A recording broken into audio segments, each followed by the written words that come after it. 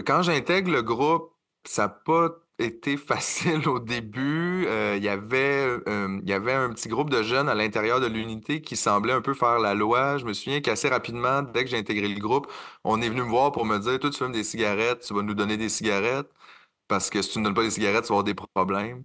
Puis moi, j'ai dit, honnêtement, je sais pas quel genre de problème tu penses que tu peux me faire plus que ce que j'ai déjà sur le dos en ce moment, dans le sens, Chris, je vis la pire affaire de ma vie, mon gars, c'est pas vrai que je vais te donner mes cigarettes, là, c'est tout ce qui me reste.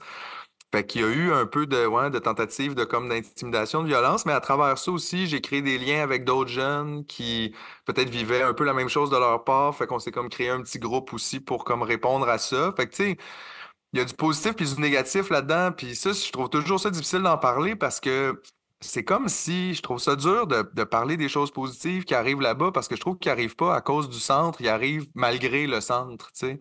Évidemment que tu vas rencontrer des gens qui vont t'aider, tu vas peut-être te faire des amis, tu vas même vivre des beaux moments. Mais je trouve ça poche d'avoir à parler de ça parce que c'est comme si le monde, ils font, bon, tu vois, c'était pas si pire dans le fond. Regarde, tu t'es même fait une petite blonde. C'est correct, ça. Puis t'es comme, hey, va chier, esti, j'aurais pu tout faire ça à l'extérieur. J'avais pas besoin d'être enfermé dans une prison pour me faire une blonde ou des amis, là, tu sais. Fait que c'est ça, oui. La banalisation de la violence institutionnelle. Oui, oui. Ouais.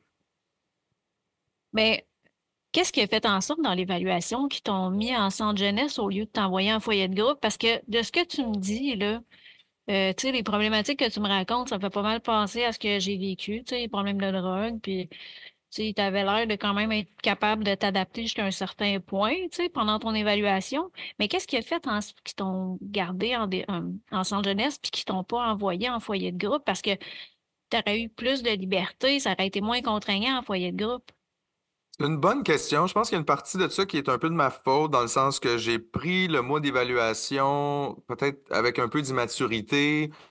Au lieu de me dire, tiens-toi drette, puis sois vraiment relax, comme ça, peut-être qu'à la fin, ils vont dire, gars, lui, il n'y a pas de problème. J'ai été quand même un peu difficile. Tu sais, moi, j'étais un jeune déjà rebelle à l'extérieur, puis là, tu essaies de me contrôler encore plus en dedans avec tous les règlements, puis tout ça. J'ai vraiment mal réagi à ça. J'étais comme, hey, toi, tu vas pas me dire, puis quoi faire.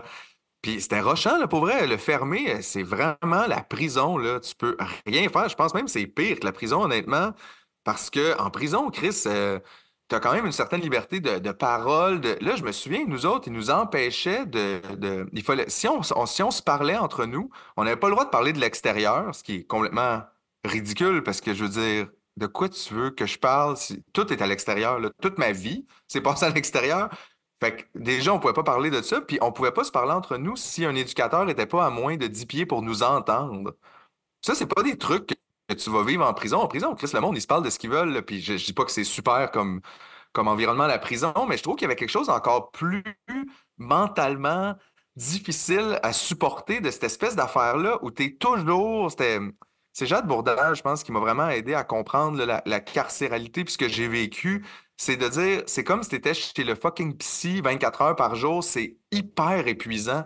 C'est tout ce que tu fais d'un petit peu pas correct, on te le dit tout de suite, et on redresse, là, ah, ça fait pas, tu t'en vas dans ta chambre. Il y a personne qui peut se développer de façon saine dans un environnement comme ça. C'est comme si, c'est ça, c'est des policiers psychologues qui te suivent au pas à pas, puis dès que tu mets un petit pied à gauche de la ligne, whoop, là, c'est pas correct, tout de suite, on te le dit. Fait que je trouvais ça, là, mentalement, je trouvais ça super épuisant.